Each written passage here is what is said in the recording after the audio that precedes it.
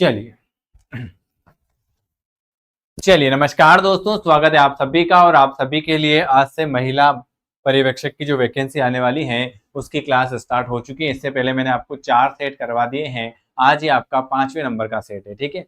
6 number का set है। 5 set हमारे कंप्लीट हो चुके हैं। जिन्होंने नहीं देखे हैं वो इसी चैनल पर जाकर उस वीडियो को देख सकते हैं। चलिए शुरुआत करते हैं पहले क्वेश्चन की। आज हम करेंगे क्वेश्चन आंसर, ठीक है, प्रैक्टिस क्वेश्चन। और ये है, इस चैप्टर का नाम है सामान्य प्रबंधन, जो बार बार आपकी एग्जाम में पूछे जाता है, ठीक है। चलिए पहला क्वेश्चन आपके सामने। इससे पहले जो नया है चैनल को सब्सक्राइब कर दीजिएगा, बेल आइकन को प्रेस कर दीजिएगा। और डेली अगर हमसे क्लास में जुड़ना चाहते हैं तो इस नंबर पर व्हाट्सएप करके जुड़ सकते हैं। 9753749986 पर आप मैसेज करके डेली की क्लास से जुड़ सकते हैं।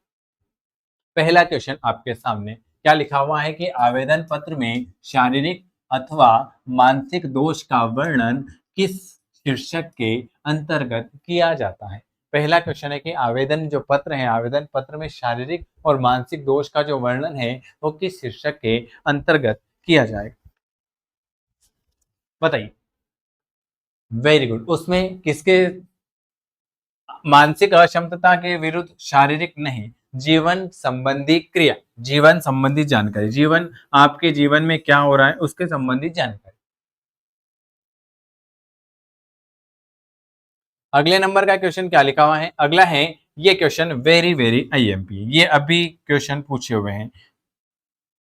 लिखा हुआ है कि उद्देश्यों के द्वारा प्रबंध अंतिम परिणाम है। उद्देश्यों के द्वारा प्रबंध जो है वो अंतिम परिणाम है। एलन ने कहा था, बेबर ने कहा था, टेलर ने कहा था या हैरी ने कहा था? किसने कहा था कि उद्देश्य के द्वारा प्रबंध अंतिम परिणाम है?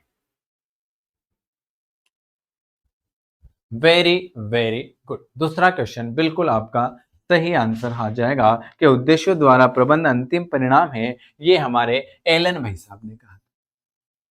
चलिए अगला तीसरा क्वेश्चन लिखा हुआ है कि पर्यवेक्षकों को किस क्षेत्र में प्रशिक्षण प्रदान किया जाता है। पर्यवेक्षकों को किस क्षेत्र में प्रशिक्षण प्रदान किया जाता है? स्तर का विकास, उनको स्तर का विकास करने में, तकनीकी क्षमता का विकास करने में, उत्तरदायित्व निर्वाह की भावना का विकास करने में, या इन सभी में? तो पर्यवेक्षकों को इन सभी में, स्तर में, तकनीक में, उत्तरदायित्व। ऑप्शन आपका डी वाला आ जाएगा। चलिए अगला, काल का संबंध पारिश्रमिक से जोड़ देने पर, काल का संबंध पारिश्रमिक से जोड़ देने पर कर्मचारी अधिक काम करने के लिए अभिप्रेत होगा। टेलर को यह धारणा किस सिद्धांत की मान्यता है? ये कौन सा सिद्धांत है? जेड का, वाई का, एक्स का, या पुरस्कार का? बताइए। काल का संबंध पारिश्रमिक से जोड़ देने पर कर्मचारी अधिक काम करने के लिए अभिप्रेरित होता है। टेलर को यह धारणा किस सिद्धांत की मान्यता है? 4th नंबर का। Very good. ये है पुरस्कार और सिद्धांत की। किसकी मान्यता है? ये है आपके पुरस्कार और सिद्धांत की। ऑप्शन आपका डी वाला आ जाए।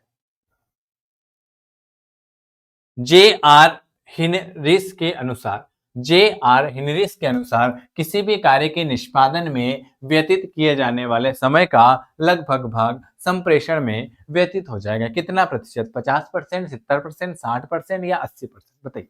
जे आर हिनरिस के अनुसार किसी भी कार्य को निष्पादित करने में व्यतीत किए जाने वाले समय का लगभग भाग बताइए, कितने प्रतिशत भाग? 70% भाग। शी बात, 70%। चलिए,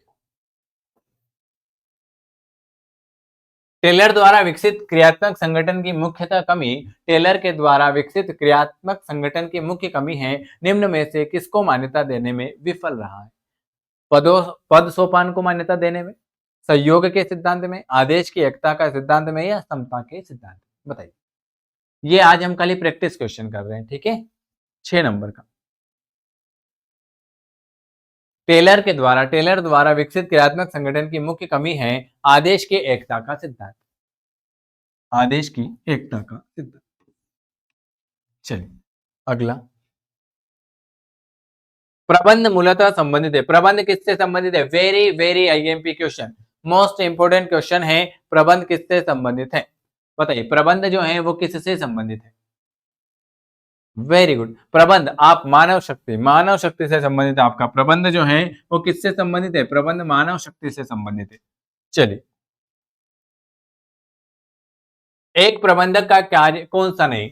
समन्वय करना, नियोजन करना, संगठन करना या लेखांकन, इनमें से प्रबंधन का कार्य कौन सा नहीं है? तो समन्वय, नियोजन और संगठन। लेखांकन जो है ये प्रबंधन का कार्य नहीं है। लेखांकन,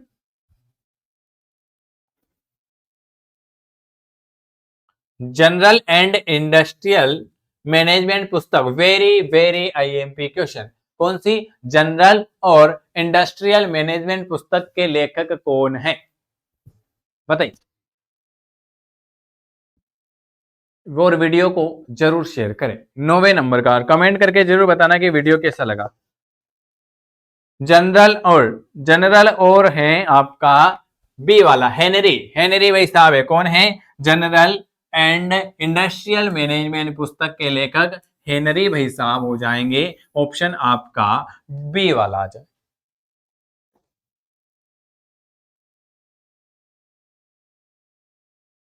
नियोजन से आशय है, नियोजन से क्या आशय है? भविष्य के निर्माण लेना। नियोजन से आशय है भविष्य का निर्माण लेना, भूतकाल के निर्णयों की समीक्षा करना, उपरोक्त यह दोनों या इनमें से कोई नहीं। नियोजन से क्या आशय है? वेरी गुड, आपने बता दिया होगा कि नियोजन से आशय है ऑप्शन आपका सी वाला, ए और सी। लेकिन नियोजन से आशय है भविष्य के निर्णय लेना, भविष्य में जो निर्णय है, भविष्य के निर्णय लेना, ये नियोजन से आशय। मौद्रिक पुरस्कार से संतुष्ट होना पर्याप्त कथन है, अभिप्रेरण नहीं है। यह किसने कहा था? क्या कहा था? कि मौद्रिक पुरस्कार से संतुष्ट होना पर्याप्त कथन है और अभिप्रेरण है। यह किसने कहा था? हेनरी ने, पीटर ने, एडम स्मिथ ने या इनमें से कोई नहीं। 11 नंबर का, ये हमारे कहा था पीटर ड्रकर ने, पीटर भाई साहब ने कहा था। क्या कहा था?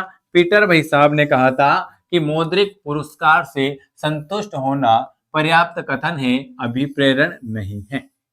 ये हमारे पीटर भाई साहब ने कहा। जिम जिन कर्मचारियों की मनोवैज्ञानिक और सुरक्षा की आवश्यकता और संतुष्ट नहीं हो सकी, उन्हें अभिप्रेत करने वाली विचारधारा कौन सी है? और जिनको इसकी पीडीएफ भी नहीं मिलती है, वो इस नंबर पर व्हाट्सअप कर सकते हैं कि सर हमें इसकी पीडीएफ भी प्रोवाइड करवा देना, और डेली की क्लास के लिए भी इसी नंबर पर मैसेज कर देना। चलिए बताइए, जिस कर्मचारियों की मनोवैज्ञानिक और सुरक्षा की आवश्यकता और संतुष्टि नहीं हो सकती, उन्हें अभिप्रेत करने वाली विचारधारा, 12 नंबर का बिल्कुल आपका आ जाएगा केरट, डी वाला आ जाएगा। केरट और स्टिक विचारधारा, कौन सी? केरट और स्टिक विचारधारा। चलिए अगला, ये क्वेश्चन मोस्ट आईएमपी, हार्थोस ने अपने प्रयोग किए थे। हार्थोस ने अपने प्रयोग कब किए थे? हार्थोस ने अपने प्रयोग कब किए थे? 13 नंबर का, हार्थोस ने अपने प्रयोग जो है वो 1924 से 1932 में किए थे। कब किए थे? हार्थोस ने अपने प्रयोग जो है 1924 से 1932 में किए थे। चलिए अगला क्वेश्चन क्या लिखा हुआ है आपके सामने? अगले नंबर का क्वेश्चन लिखा हुआ है, परिसीमित विवेकता की अवधारणा किसने दी? परिसीमित विवेकता की अवधारणा किसने दी? हर्बर्ट और साइकस ने दी थी। परिसीमित विवेकता की अवधारणा जो है ऑप्शन आपका बी वाला आ जाएगा। चलिए अगला,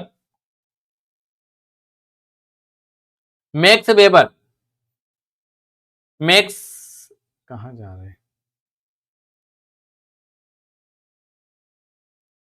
चलिए, मैक्स वेबर ने रिक्त स्थान प्रबंध विचारधारा का विकास किया। कौन सी विचारधारा का विकास किया था? मैक्स वेबर ने रिक्त स्थान प्रबंध विचारधारा, कौन सी विचारधारा? 15 नंबर का बिल्कुल आपका आ जाएगा क्रियात्मक। ये आज मैंने आपको 15 क्वेश्चन करवाए हैं। वीडियो अच्छा लगे तो लाइक शेयर कर सकते हैं। वीडियो देखने के लिए आप सभी का बहुत बहुत धन्यवाद, और डेली क्लास के लिए हमें व्हाट्सएप पर मैसेज कर सकते हैं कि सर हमें आपकी डेली क्लास से जुड़ना है। धन्यवाद। चैनल को जरूर सब्सक्राइब करें।